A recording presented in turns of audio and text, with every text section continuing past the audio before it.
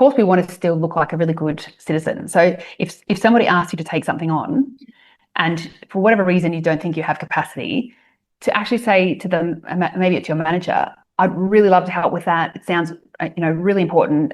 Really happy to invest or, devote some time to that. But here are the things that I have on my list at the moment. What would you like me to take off? And in many cases, that manager would say, oh.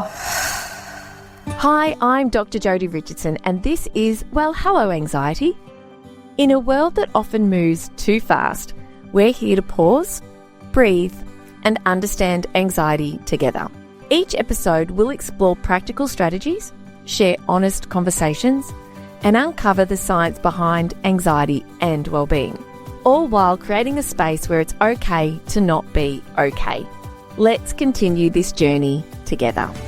Dr. Kat, thank you so much for hanging around for another recording for part 2 of this conversation. And if you are just joining us this week, if you've been recommended this podcast, a very, very warm welcome to you. We are just starting a part 2 with my wonderful guest, Dr. Catherine Page. She is based in Melbourne, just like me. She is an organisational psychologist.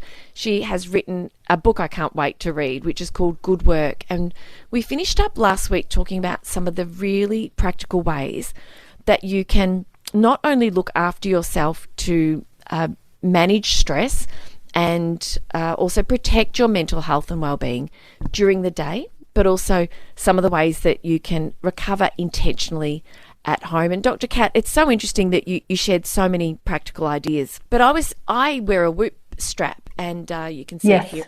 I'm not sure if you're familiar with it. And they track your recovery, don't they? They do. From what I've seen. They do. And there's so much data, but the 3 kind of main data points each day are sleep, recovery, and strain.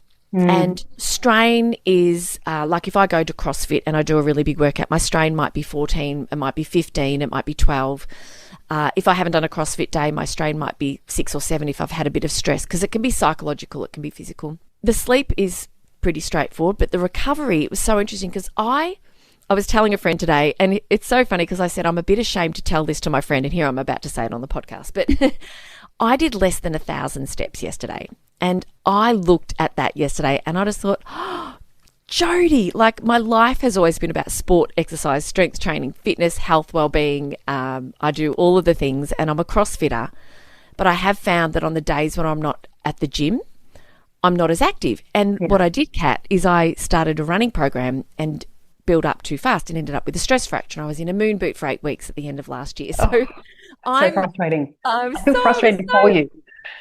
Oh my gosh, it was. And so yesterday was just a day where I call it bum glue. I was just like at my desk most of the day, in and out of the car a couple of times. But my recovery after sleep last night, my recovery was in the yellow zone. So it's kind of like in that, if we think of the traffic light, the green, red, yellow.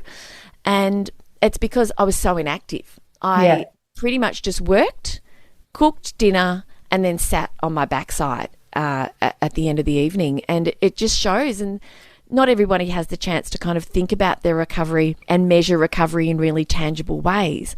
But when I've had a walked the dog, got out into the sunshine, I've spent a bit of time with our chickens, I've been and caught up with a friend for a coffee, all of those things influence that recovery. So I really love what you shared about that. And I know that you had more to share with us, and I had to sort of say, we're gonna stop here and come back. So would you like to add anything to what we kind of talked about so far in terms of those tools? Any other favourite tools that you love to share? And then I want to talk about gendered lens, because I know things are different for men and women. So first of all, any more tools for us? Oh, I have so many tools. Probably one thing that I hadn't mentioned that you just reminded me of as you were speaking then when you were talking about the running club. So I think connection and being part of community and our relationships is such a fundamental part of that recovery as well. So the reason I thought of the run club, I don't know whether that's a social thing or whether you would involve others in that. But ideally, if I would say doing activities with other people where you actually just get the opportunity to talk about your day, like really deeply spend time with people and actually see people is so important, because I do think as a society, and this is probably getting, not just to the anxiety work related, but also just more broadly, we are experiencing a bit of a mental health crisis. And some of that I think does come down to the sense of loneliness that people are feeling. Other people matter. They matter in so many ways. They matter in terms of helping to compensate for the stresses that we experience in life. Like the people we work with is often one of the most important things in a job, and having that sense of connection. But there's also heaps of evidence to suggest that social support helps to recover from illness.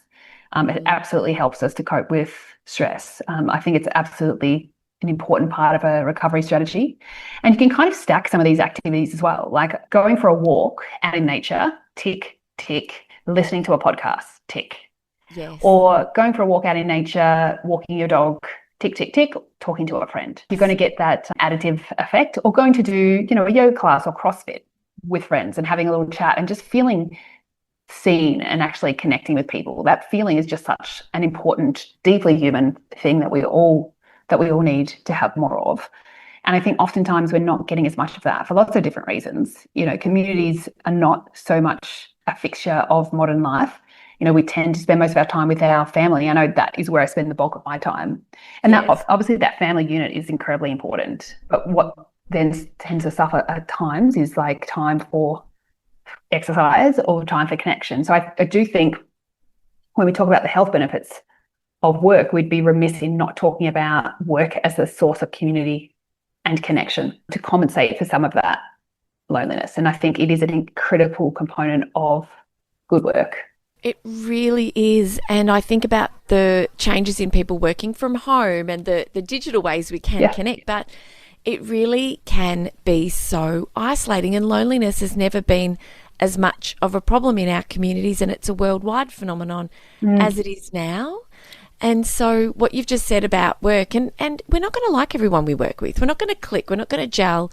But, if you can find that one person or a handful of people where you can connect, have those conversations and start to learn a bit about one another and feel open at work to talk about some of the things that are outside of the workplace, like, how's your dog or your kids or your sport or whatever that is. I really love that you've reinforced this, because it's easy sometimes, isn't it, to, especially you're a mum of two, you've got a 6 and a 3-year-old and a full-time job and a husband and friends and family, of course. And it can be easy sometimes to deprioritize doing things like, if I could just get out for a 20-minute walk, you sort of feel like I've got more important things to do. Yes. Or if you're meeting with a friend, or doing that in person rather than just on the phone, which I'm a bit guilty of too. I'll spend my time in the car making phone calls and constantly connected with my friends, but not always catching up in person. Yes. And we can often think, can't we, that, there's not that, I'm a firm believer in that, family and friends are everything, and that without those, what is life? What is this life for us? Our work's important, and of course, but it can be very easy to lose sight of what really matters in the hustle and bustle. And I'd love your thoughts on that, and kind of how it varies between men and women in terms of trying to take really good care of ourselves and even the time available. Yes. So I think, and this is probably advice for all of us. I think a lot of us have not really been taught about the ingredients that we need to have in our life and day to day to actually make us feel good and to make us feel happy. So if I think about happiness, my view on happiness is about living your life well, living a life that is good for you, living a fulfilling and meaningful life. And one of the things that we need, or there's certain ingredients that we need almost every day. This is how I think about my own life, to be happy. Or over the course of a week, just knowing what my non-negotiables are. Because I think this is probably particularly true for women, but I think for everyone, like just knowing that you need to be home from work to connect with your family, at least maybe it's 5 days a week, maybe it's 3, maybe it's 2, that you need to exercise at a minimum 2 times a week, and otherwise you go and unravel, that you need to have connection once a week. So I think if you're really clear on, firstly, some of the fundamental principles that make us happy, that sense of connection, mastery, physical exercise, if you're really clear on what your non-negotiables are, it's much easier to then be quite intentional about how you craft your day, and how, if not your day, then your week. Because I think trying to craft your day in line with these things, I think, is sometimes a bit of an impossible ask, particularly when you are a full-time working parent. So I like to think of it really more as over the course of a week. Yes. Like, what are some of the ingredients that need to be present for me to say it's been a really good week. Yes. And sometimes you'll have a day within the week, right, where you're like, that was just an awesome day. Like I had one day this week where I just like slept really beautifully. I got up and went to the gym, and I hardly ever do that these days, and just had a really good workout. And then I came back, I had plenty of time with the kids and had that connection, had a really good drop off, and then just had that sense of achievement at work that day as well. I had, demands were there, but just the right amount for me to feel engaged and in a zone, and I managed to tick things off. So it was just one of those days where I was like, this is a really good day. And just taking note of the days that are really good can teach you so much about those non-negotiables, and then contrasting that with a not so good day.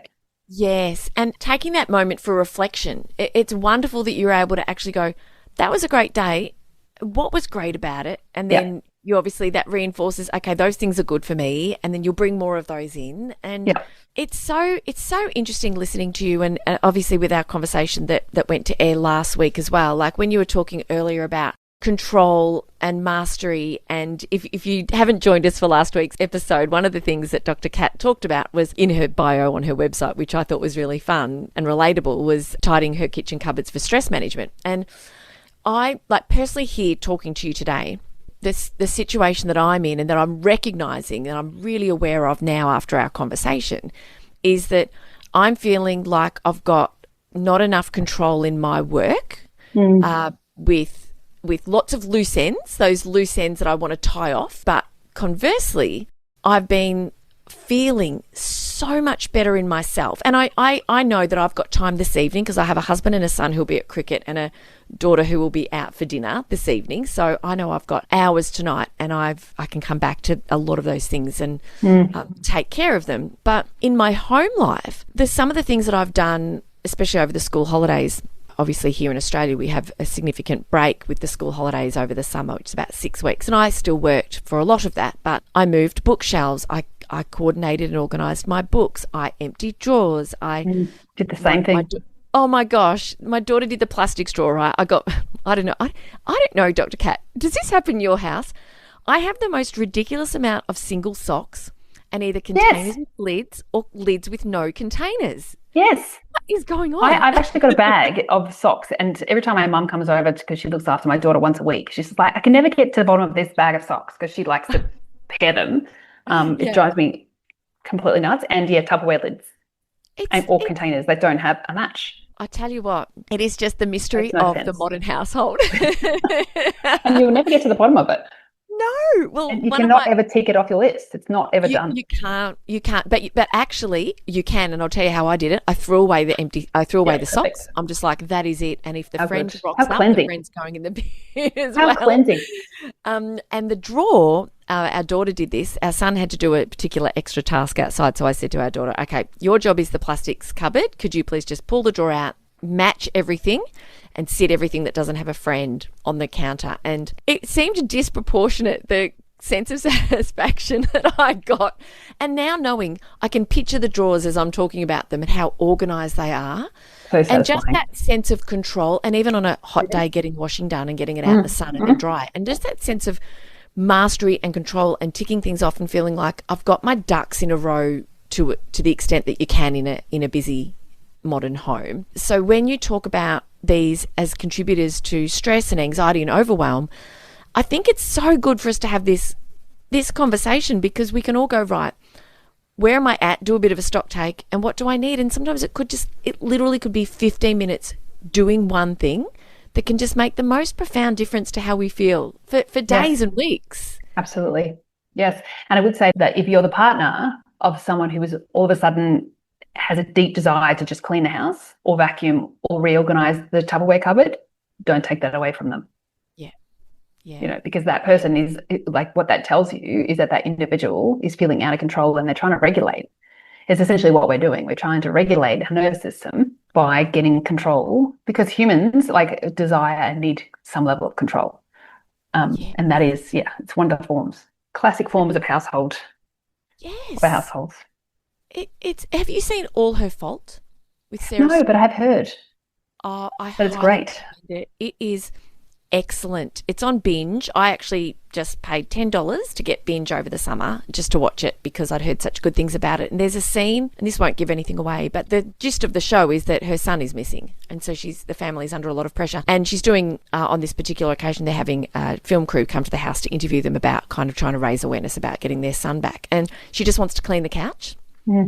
And everyone just wants to tell her it's not important or they can do it for her. And I didn't realise in that moment that that's exactly what she was doing, and what a beautiful, nuanced storyline to include a scene like that. And just for us, I think, to know that these things do matter, that it's more than just doing a little tidy or it can have a profound impact on us in our ability to cope in the moment. And also when we know that a big job is done, it's such a good feeling, and it matters for our mental health. It absolutely does. And I have read somewhere that actually women are more triggered by their external environment.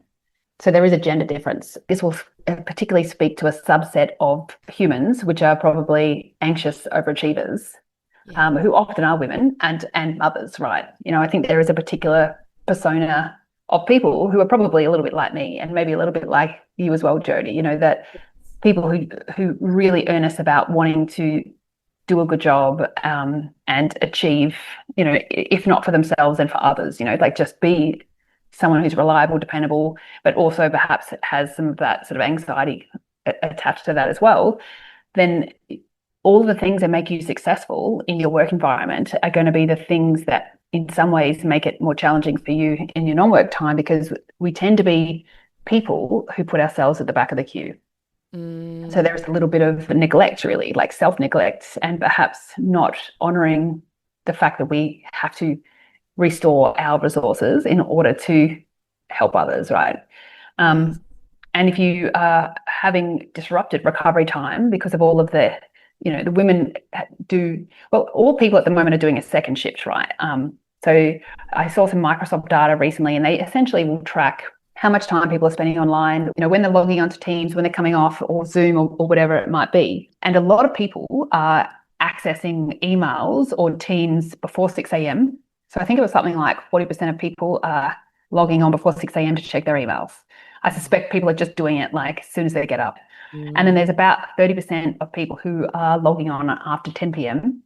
But a lot of people, you know, will come home, and to cope with some of the workload, if it's unsustainable, they will come home and they will do a second shift later, right? Maybe after the kids are in bed.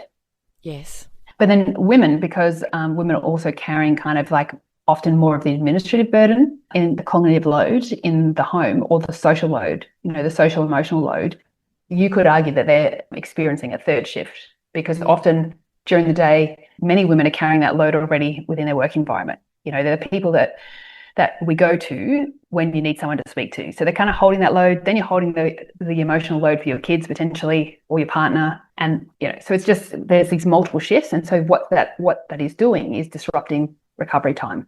Yes. So that's why I think there is a gender overlay on this, and why you will probably hear more women saying that they feel burnt out. And I've absolutely experienced that feeling of that bone-numbing exhaustion. Yes. At times, which, by the way, if I might add, just to add to myself, Jodi, I think the word burnout is a really important term to discuss. We often equate it with exhaustion, and exhaustion is a really key component of burnout, but it's not the only component. So for someone to be burnt out, which is a really quite a debilitating experience, they're exhausted, which is already tough enough, but you would add to that typically this sense of detachment and cynicism that starts to build. You know, you might hear yourself saying things like, oh, what's the point? Or here we go again. Or like it's that they're just a little bit cynical in the work environment, where they just have almost switched off from it. That is a sign that someone is heading more towards burnout. And then the third piece that really rounds out a full sort of diagnosis, if you like, of burnout, or classification is probably more accurate, is a sense of professional inefficacy. Like, I'm just not good at my job anymore, or I just can't think the way I used to, or other people are sort of better than me at this. You know, you just start to doubt yourself, and that you lose your confidence, and that's really hard to regain. That is something I think women, that I think, and I don't have data on this specifically, but I think that's probably where you see women opting out of the workplace, or choosing a different career pathway that's more flexible, because they're trying to manage not just workload, but total load.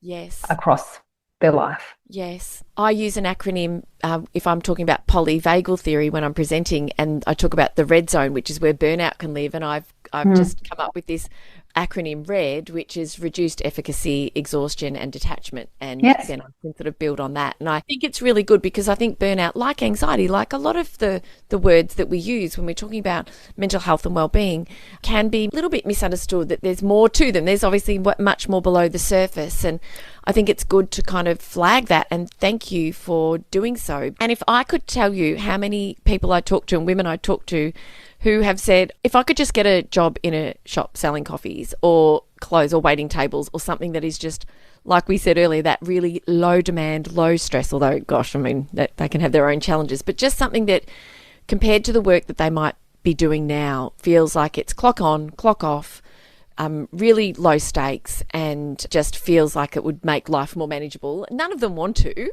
of course. None of them will. No, and they deserve better Yeah.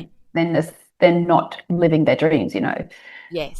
And yeah, it is sad that women feel that that is what they need to do, because I think what they're really saying is, I just need rest. I need to restore. I need to replenish. So how do we create that for women?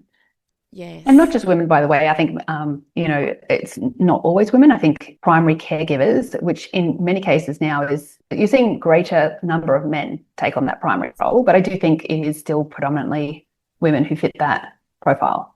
Yes. Yeah, yeah. And you're right to point that out, because it's not always, but the science will tell us that overwhelmingly women are the primary caregivers. And yeah. And the mental load. Actually, I met Leah Ruppner at ABC Studios. We were talking earlier off air about your recent interview at ABC, and I remember I was doing an interview at the ABC, and immediately after me was a woman called Leah Ruppner, and she's actually really big in the world of the mental load. So I think you'd probably enjoy her work. I'm going to invite her onto the podcast. Dr. Kat, we've covered so many really important topics and ideas in our time together. Is there something that I haven't asked you, or something you'd like to share with our listeners? But I do want to save a little bit of time, because I'd really like for listeners to learn more about this brilliant new book you've written called Good Work. But is there a question I haven't asked you, or something else you'd like to add just kind of before we finish up this conversation for today? Oh, thank you. Thank you for giving me space to do so. I mean, I think we've spoken a lot about topics I'm really passionate about, but we've probably focused a little bit more on the individual factors. So maybe what I will add to that is, and this probably does tie a little bit into the good work, but I think when we're talking about people working in organizations, there are lots of things that we can do as individuals to craft our roles to be more in line with our needs. You know, so I don't want anyone to be working in a job, and we shouldn't be working in jobs where we feel that it's unsustainable. So we talked in the last episode about this idea of job demands and job resources. So another practical strategy I might offer that's a bit more work related to your listeners is just this idea of getting really clear about your current role, and maybe even just writing on a piece of paper 2 columns. In the left-hand side, writing down all of the aspects of your job that would be considered demands, you know, maybe even over the course of a week, say. So it could be, you know, like, you know, meeting deadlines, you know, meeting with clients, meeting targets, you know, spending however many hours in meetings, which I think is a huge demand. And then on the other side, you know, what are the resources in your job that you feel are present? So the positive aspects of your job that sort of give you joy or help you to cope with the demands or do the demands. So, you know, it could be training, autonomy, you know, connection with people. And even though it is a bit of a, you know, a bit of a oversimplistic way of going about it, I think sometimes what that can reveal is when a role is out of balance. And if you feel even just instinctively in your gut that things are out of balance, I would really strongly encourage people to have a conversation with their manager, because most managers, I think, are sometimes just blissfully unaware, not through ill intent, but just unaware that somebody might be feeling that the work they're doing is unsustainable. Yes. And they're often the first point of call in terms of managing workload. And it could just be that some of the things that are on your plate aren't actually as high priority as you might think they are. And so engaging a conversation in, and maybe even forcing them into a conversation around workload and priorities is really important. So I used to have a practice in my team when I was leading a large team, where on a Monday morning we would meet every week, and I would ask each of the team members to give me a score out of out of 10 about their workload. So 10 being obviously really, excessive workload, 1 being just no workload, which is also stressful, by the way. Like being under engaged is not good. And I would want them to be at about a 7 or an 8 because we need capacity in our week to deal with the stuff that's just going to pop up. Yes. And some people were under engaged, right? They didn't have enough to do. So we would make decisions as a team to kind of move work around or projects around based on workload and capacity, but also based on preferences and strengths and what would give people joy. So you can do a lot of crafting of your work environment in either combination with your leader or in combination with your team. So that's probably one thing that I would love to add, is that it's not just about what we can do for ourselves, but don't be afraid to voice those conversations and don't be afraid to say no to things. Like I do a lot of work with women, giving them the language around how to say no in a way that feels doable. What would be one example? Could you just give us a little bit of language around that? Absolutely. So my favorite one is, of course we want to still look like a really good citizen. So if somebody asks you to take something on and for whatever reason you don't think you have capacity, to actually say to them, maybe it's your manager, I'd really love to help with that. It sounds, really important. Really happy to invest or, devote some time to that. But here are the things that I have on my list at the moment. What would you like me to take off? Yes, brilliant. And in many cases, that manager would say, oh, actually, no, looking at all those things that are on your plate, this is actually not more important. Or yeah, let's just take that one off. Or you can do that one later. So it's about sequencing. Because I think very rarely do we have conversations around sequencing. We just add without ever taking away. So I think never take on additional work without taking something off. Because I don't think as humans, we're very good at estimating our own capacity. Like I know I'm not anyway, where I'm like, oh yeah, that should take me a day. It's probably like 3 days. Yes. I've got a bit of an optimistic bias around that. Same. I spend a lot of time I'm in a coaching group with a whole lot of incredible women, and we're always just sort of sharing where we're at and what we're doing. And one of them shared recently that she feels like she's spending too much time on certain tasks. And I sort of jumped into the group just to say, look, I feel the same. And I think that what I've done is I've recognized within myself that, if I want to write a really thoughtful LinkedIn post that, is my words, my thoughts, my ideas, and how I'm bringing ideas together, that could take me over an hour. Absolutely. Now I could use AI to generate that, but I'll get AI to proof it and make sure I haven't. But AI takes away my personality and my style so much, and puts in ridiculous emojis and things. So I've toyed with that, but it does, and I just think good quality work does take time. And what you just said about being optimistic about how long things will take, I think that's so common. Yeah. And I've never heard anybody raise it, because good work takes time. And I think what does help, and what's helped me, is to sit down, and I have a weekly newsletter, for example, Dr. Kat. I have a parenting newsletter that I send weekly. Please go to my website if you're not on my mailing list, because I get so much good feedback. And I have a fortnightly newsletter that goes to educators. I'm so thoughtful about what I write, and what I've done is I've timed myself how long it takes, and now I know how long to allocate. Oh, fascinating. And so I know that if it might take me, say, I would have liked to have been able to do it in 30 minutes, but generally speaking, I can do a newsletter in 45 minutes. My educator newsletter is always a promise of fortnightly and under 2-minute reads. So the skill there is getting things easy and quick to follow. They're not long newsletters, but it's just the time and the thought and the care that I put into it. But I know now when I sit down, I'll go, right, I've got 45 minutes, and I'll make sure that I don't go over that. Because you know how things can blow out if you've got more time and you haven't got a sort of a hard kind of end to a task. The job will expand to take the time longer to do it. I'm much more likely to run late when I have a slow morning.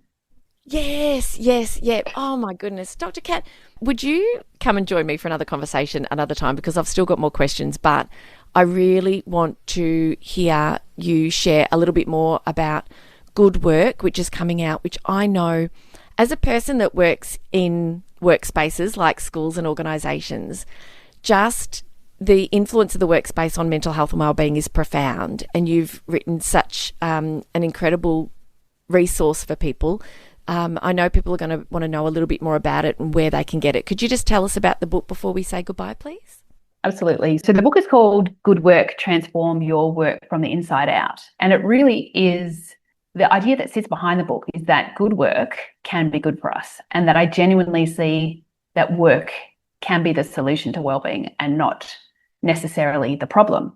So why I wrote this book in essence is in response to the global mental health crisis that we're finding ourselves in today. And it's written essentially for anyone who works.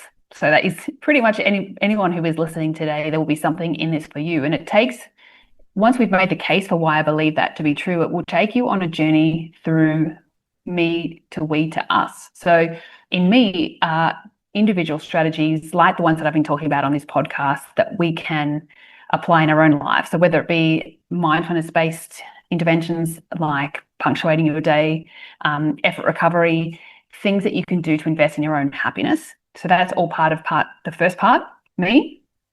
And then it moves more into relationships and teams.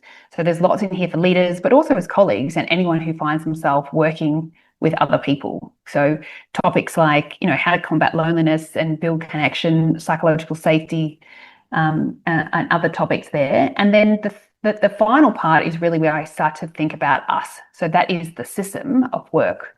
So it start to think about some of the levers that we can pull to really change work for the good. So at its heart is really this idea of good work. So good work is work that is safe, fair, meaningful, and sustainable, and how we can redesign work to be more conducive to both wellbeing and performance. Oh, wow. Oh, my goodness.